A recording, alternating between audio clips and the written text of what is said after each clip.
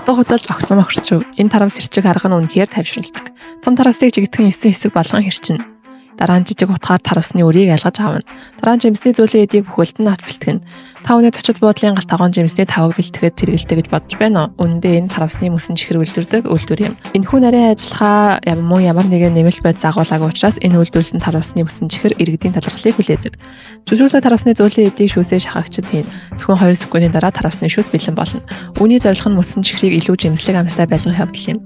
Шахаж гаргасан таравсны шүүсийг савлаг төхөөрөмжөөр дамжуулан автомат байдлаар мөсөн чихрийн хэвэн tiin. Дараа нь жигтгэн ороож өлөөгч рүү оруулна. Мөсөн чихрийн ишийг жигд байрлуулад хагас цагийн дараа хөлдөх процесс дуусна.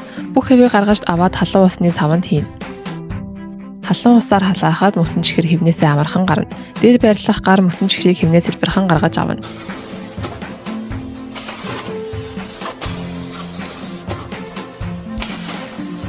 Эцэст нь савлах дамжлагад байрлуулна.